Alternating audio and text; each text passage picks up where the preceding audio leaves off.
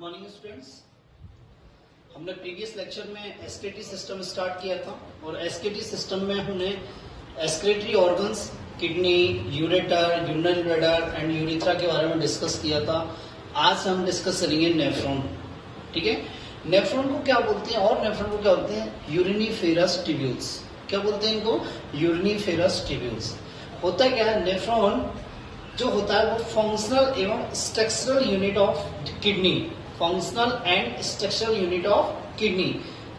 Nephron होता है जो कॉम्प्लेक्स ट्यूबलाइक स्ट्रक्चर है। ये नेफ्रॉन का डायग्राम है, कॉम्प्लेक्स ट्यूबलाइक स्ट्रक्चर है। क्या ये कॉम्प्लेक्स ट्यूबलाइक स्ट्रक्चर है? इसकी लेंथ जो होती है 3 सेंटीमीटर इन लेंथ होती है, 20 to 60 micrometre, 20 to 60 micrometre in diameter होता है। और ये नंबर में कितने होते हैं? 1 मिलियन इन ईच किडनी ये प्रेजेंट होते हैं। एक किडनी में कितने प्रेजेंट होते हैं? 1 मिलियन, 10 लाख प्रेजेंट होते हैं। ठीक है, नेफ्रॉन को हम दो भागों में डिवाइड करते हैं। Nephron divided into 2 parts. Number 1,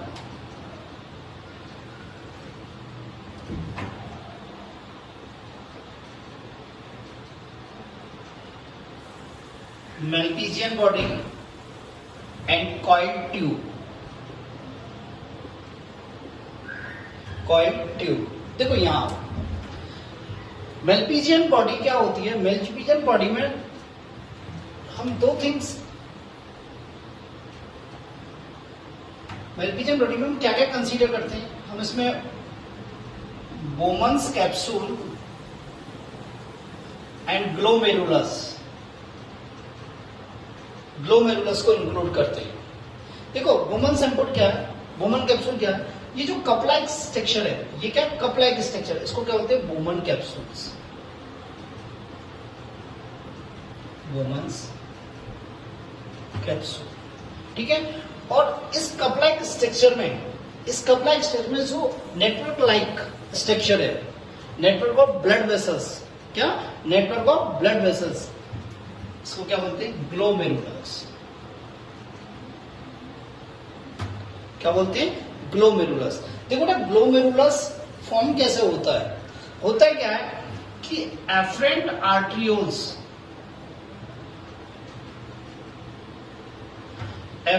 arteriole जिसका डायामीटर अधिक है,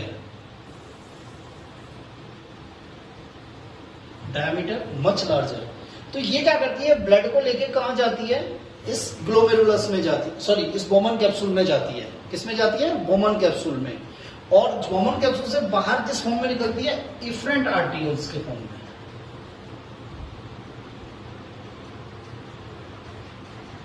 इसका जो डायामीटर होता है वो क्या होता है? कम होता है।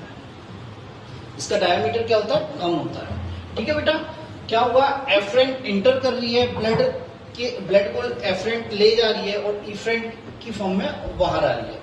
होता क्या है? इस एफरेंट का डायामीटर अधिक है और इस इफरेंट का डायामीटर कम है। तो होता क्या है? इन डायामीटर के कारण क्या होता है? जितना ब्लड अंदर जाता है उतना ब्लड बाहर नहीं निकल पाता। जितना ब्लड अधिक मात्रा में अंदर प्रवेश करेगा, अंदर जाएगा, पर बाहर उतना नहीं निकल पाएगा। तो इस डायामीटर के डिफरेंस के कारण एक प्रेशर जनरेट होता है। इस डायामीटर के डिफरेंस के कारण एक क्या होता है? प्रेशर जनरेट होता है। और वो प्रेशर क्या होता है? इफरेंट आर्ट्रियोल्स की वेसल्स की वॉल पर लगता है। इफरेंट आर्ट्रियोल्स की वॉल पर लगता है। तो ये इफरेंट आर्ट्रियोल्स की वॉल क्या होती है? बहुत फाइन कैपिलरीज में डिवाइड हो जाती है। 20 to 50 कैपिलरीज में डिवाइड हो जाती है, ब्लड कैपिलरीज में डिवाइड हो जाती है। और वो ब्लड कैपिलरीज क्या होती है? नेटवर्क लाइक स्ट्रक्चर बनाती है। इसे क्या बोलते हैं? ग्लोमेरुलस। क्या बोलते हैं? ग्लोमेरुलस। दोबारा सुने, इफरेंट आर्ट्रियोल्स ब्लड लेके कहां जाती है? बोमन कैप्सूल में, और इफरेंट की फॉर्म में बाहर आती है। ठीक है, इस एफरेंट का डायमीटर अधिक होता है और इफरेंट का कम होता है। तो होता क्या है? जितना ब्लड अंदर जाता है उतना बाहर नहीं निकल पाता। तो क्या होता है? एक प्रेशर जनरेट होता है और उस प्रेशर के कारण इफरेंट आर्ट्रियोल क्या होता है? फाइन ब्लड कैपिलरीज में डिवाइड हो जाती है 20 to 50, और वो कैपिलरी क्या होती है? नेटवर्क लाइक स्ट्रक्चर बनाती है। इसे क्या बोलते हैं? ग्लोमेरुलस। क्या बोलते हैं बेटा? ग्लोमेरुलस। ठीक है, नेक्स्ट आती है कॉइल्ड ट्यूब। नेक्स्ट पोर्शन आता है कॉइल्ड ट्यूब। ठीक है, तो कॉइल्ड ट्यूब में हम कौन कौन से पार्ट को इंक्लूड करते हैं? देखो फर्स्ट पार्ट इंक्लूड करते हैं पीसीटी। क्या? PCT, proximal convoluted tubules. क्या? Proximal convoluted tubules. ये प्रॉक्सिमल कन्वोल्यूटेड ट्यूब्यूल्स क्या होती है? स्ट्रेट यू शेप्ड स्ट्रक्चर में ओपन होती है, जिसे क्या बोलते हैं? Loop of Henle.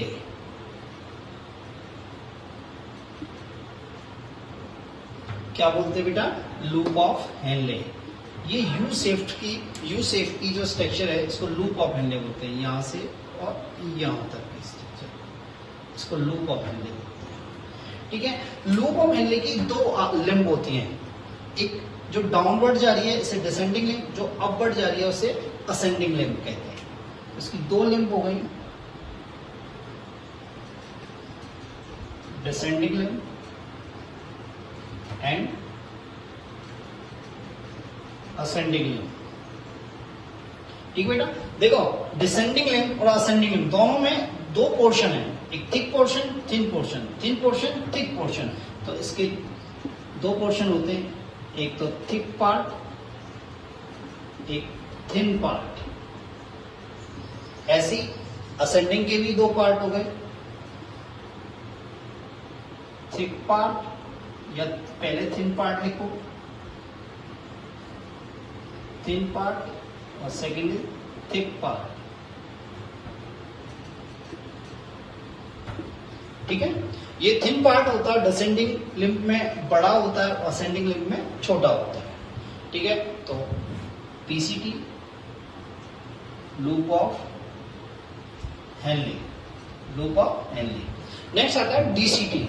ये लूप ऑफ हेनले आगे जाके किस में ओपन होता है? फिर एक कॉइल स्ट्रक्चर में ओपन होता है, इसे डीसीटी, डिस्टल कन्वोल्यूटेड ट्यूब्यूल्स कहते हैं, डीसीटी। क्या बेटा? डीसीटी। ठीक है, और लास्ट में डीसीटी एक स्ट्रेट स्ट्रक्चर में ओपन होती है, इसे बोलते हैं कलेक्टिंग डक्ट। क्या बोलते हैं? Collecting duct.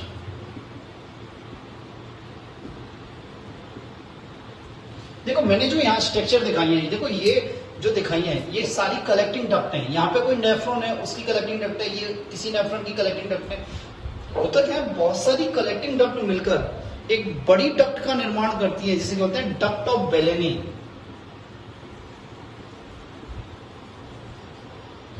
क्या बोलते हैं? Duct of Bellini. ठीक है, नेक्स्ट पढ़ते हैं अपन नेफ्रॉन के टाइप्स। पढ़ते हैं नेफ्रॉन के types.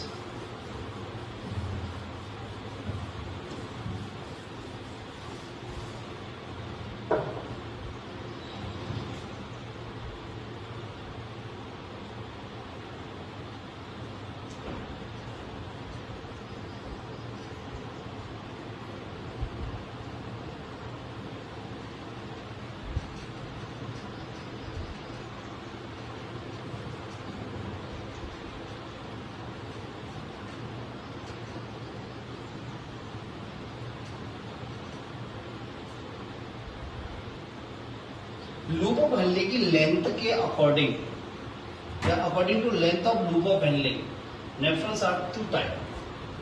Nephrons are two types. One is the cortical nephron and second is the juxtamedullary nephron.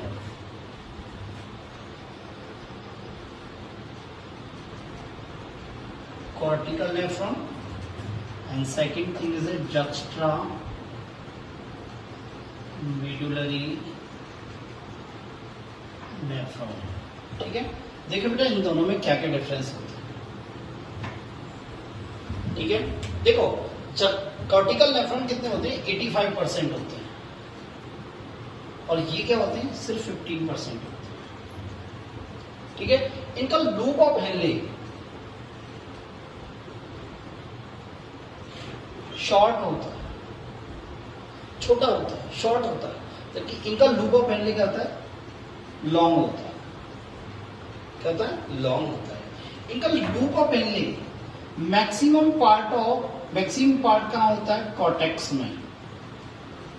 इसका लूप ऑफ हेनले का मैक्सिमम पार्ट कहाँ होता है? कॉर्टेक्स में, और सम अमाउंट, सम लेंथ, ये some part of loop of Henle present in medulla. पर इसका जो maximum part of loop of Henle present in medulla, present in medulla.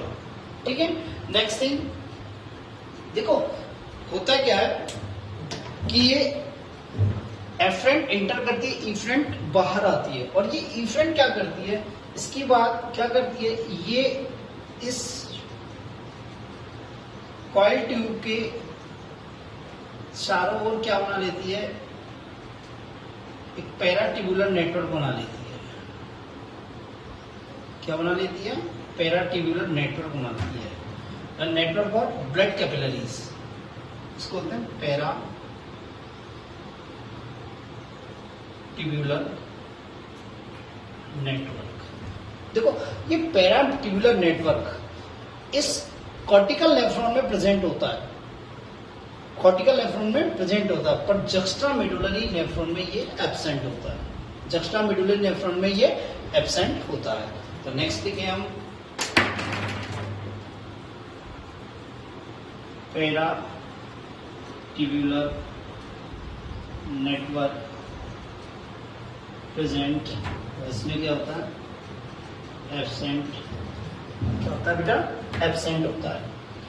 But in case juxta medullary nephron है, क्या है? Juxta medullary nephron है, तो juxta medullary nephron में क्या होता है, ये इफरेंट आर्टियोल, ये इफरेंट आर्टियोल क्या करती है, इस लूप ऑफ हेनले के चारों ओर इस प्रकार क्या बना लेती है, कॉइल बना लेती है। लूप ऑफ हेनले के चारों ओर क्या बनाती है, कॉइल बना लेती है, और इसे क्या बोलते हैं, बासा रेक्टा।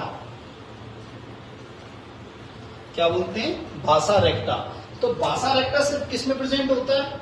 बासा रेक्टा सिर्फ और सिर्फ जक्स्ट्रा मेडुलरी नेफ्रॉन में प्रेजेंट होता है।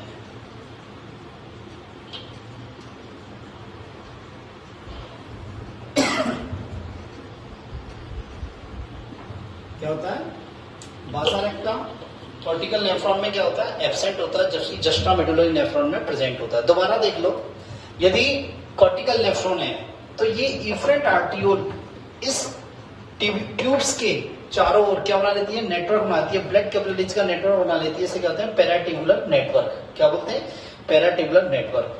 पर होता है क्या, जक्स्ट्रा मेडुलरी नेफ्रॉन में क्या होता है, इस पैराट्यूबुलर नेटवर्क नहीं बनाती, क्या बनाती है, लूप ऑफ हेनले के चारों ओर क्या बनाती है, कॉइल बना लेती है, ब्लड कैपिलरीज की क्या होती है, कॉइल बना लेती है। ठीक है, उसे क्या बोलते हैं, बासा रेक्टा। तो पैराट्यूबुलर नेटवर्क कॉर्टिकल नेफ्रॉन में प्रेजेंट होता है, जबकि यहाँ एब्सेंट होता है। इधर बासा रेक्टा एब्सेंट होता है, जबकि ये प्रेजेंट होता है।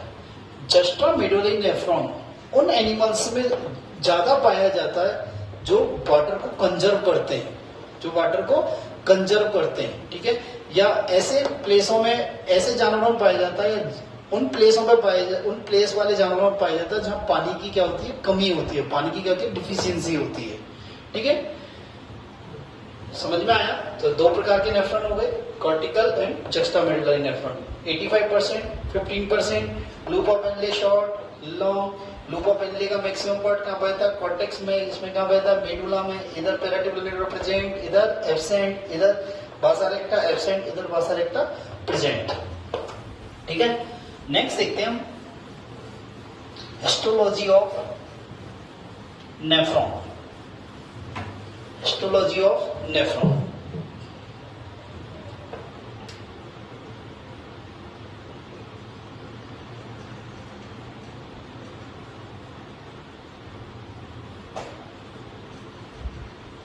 Histology of nephron. ठीक है, देखो हम हिस्टोलॉजी ऑफ नेफ्रॉन बहुत जरूरी है, क्योंकि जब हम यूरिन फॉर्मेशन पढ़ेंगे तो हिस्टोलॉजी की बहुत ज्यादा इंपॉर्टेंस है। हिस्टोलॉजी की क्या बहुत ज्यादा इंपॉर्टेंस है, तो हम देखते हैं एक एक पार्ट की histology. First, Bowman's capsule. First क्या है, बोमन्स कैप्सूल। देखो, बोमन्स कैप्सूल की दो आर्म है, दो लेयर्स। देखो, ये आउटर और ये इनर। ये क्या है, आउटर लेयर और इनर लेयर,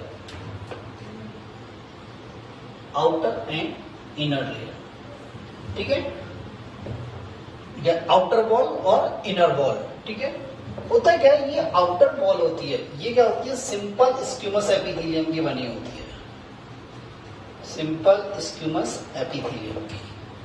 ये भी क्या होती है, सिंपल स्क्यूमस एपिथेलियम की बनी होती है, पर इसमें क्या पाई जाती है, कुछ स्पेसिफिक सेल्स पाई जाती हैं। क्या पाई जाती है, स्पेसिफिक सेल, उनको बोलते हैं पोडोसाइट्स। क्या बोलते हैं बेटा, पोडोसाइट सेल्स। ये पोडोसाइट सेल्स हम आगे डिस्कस करेंगे। पोडोसाइट सेल्स का मेन फंक्शन क्या होता है, फिल्ट्रेशन। मेन फंक्शन क्या होता है, फिल्ट्रेशन।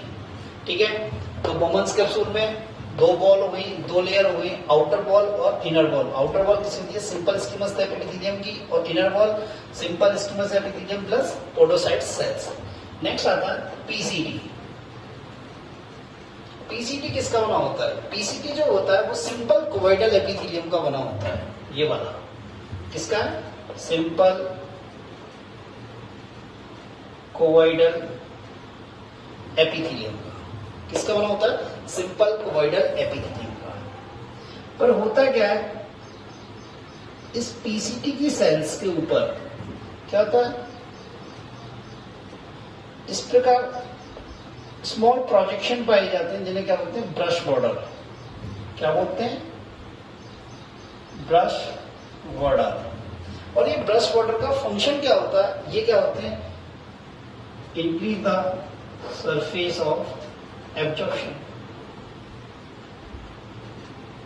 एब्जॉर्प्शन की सरफेस को बढ़ा देते हैं, 20 टाइम्स तक बढ़ा देते हैं।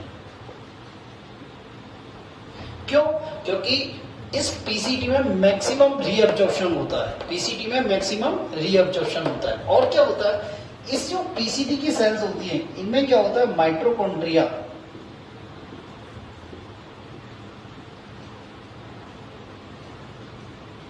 माइटोकॉन्ड्रिया कहते हैं, अधिक पाए जाते हैं, लार्ज नंबर। क्यों, क्योंकि जब रीअब्जॉर्प्शन होता है तो बहुत सारे सब्सटेंसेस ऐसे होते हैं जिनका रीअब्जॉर्प्शन एक्टिव प्रोसेस द्वारा होता है। किसके द्वारा होता है, एक्टिव प्रोसेस। और एक्टिव प्रोसेस के लिए हमें क्या चाहिए, एनर्जी। तो एनर्जी कहां से मिलेगी, माइटोकॉन्ड्रिया से। कहां से मिलेगी, माइटोकॉन्ड्रिया से।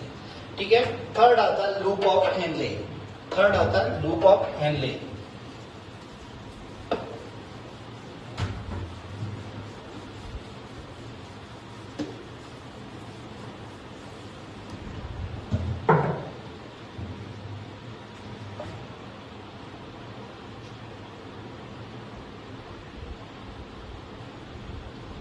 लूप ऑफ हेनले हमें पता है इसकी दो आर्म में या दो लिम्ब में descending limb and ascending limb.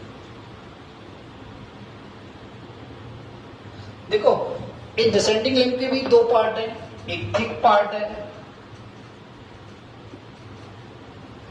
और एक थिन पार्ट है। इसके भी दो पार्ट है, एक थिन पार्ट है और एक क्या है, थिक पार्ट है। तो जो थिन पार्ट होते हैं, क्या होते हैं, थिन पार्ट, ये किसके बने थे, सिंपल स्क्यूमस एपिथेलियम के बने होते हैं। किसके बने होते हैं, सिंपल स्क्यूमस एपिथेलियम के। चाहे थिन पार्ट इसका हो चाहे इसका हो। और थिक पार्ट किसके होते हैं, सिंपल कोवाइडल एपिथेलियम के बने होते हैं। क्या होते हैं, डिसेंडिंग लिम्ब और असेंडिंग लिम्ब का जो थिक पोर्शन है दोनों का, वो किसका होता है, सिंपल कोवाइडल एपिथेलियम का बना होता है। और थिन पार्ट किसका होता है, सिंपल स्क्यूमस एपिथेलियम का। तो सेम है।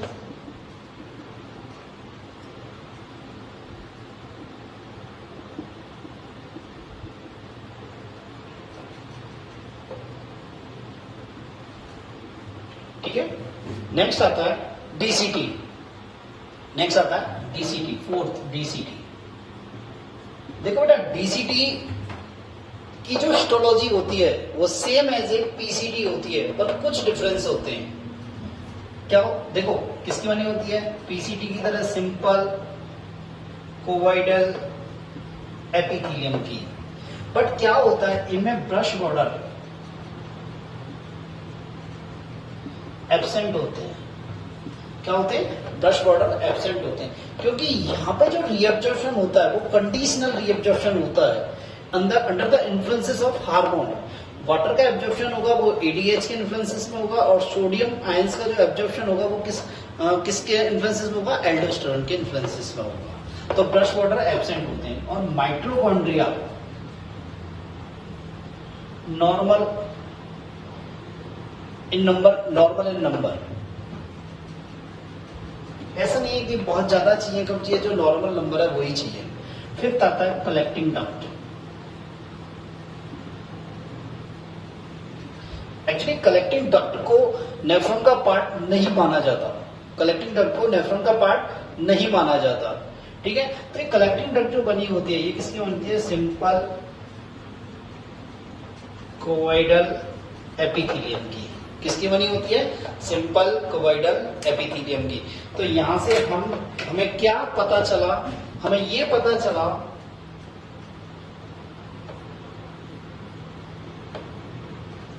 कि बोमन संपुट या Bowman capsule and thin part of loop of Henle किसका बना हुआ है, सिंपल स्क्यूमस एपिथेलियम का। बाकी सब किसका बना हुआ है, पीसी सब, बाकी सब किसका बना है बेटा, कोवाइडल एपिथेलियम का, ठीक है। तो देखो ये बोमन कैप्सूल्स की दोनों लेयर्स, दोनों वॉल किसकी बनी होती है, सिंपल स्क्यूमस एपिथेलियम की। और लूप ऑफ एनले की असेंडिंग लिंब और डिसेंडिंग लिंब का जो थिन पार्ट है ये भी किसका बना हुआ है, सिंपल स्क्यूमस एपिथेलियम का। बाकी जितना भी पोर्शन है, चाहे नेक ऑफ नेफ्रॉन हो, चाहे पीसीटी हो, चाहे लूप ऑफ एनले का थिक पार्ट हो, डीसीटी हो, कलेक्टिंग हो, सब किसका बना होता है, सिंपल कोवाइडल एपिथेलियम का। किसका बना होता है, सिंपल कोवाइडल एपिथेलियम का, ठीक है। आज इतना ही, थैंक यू बेटा।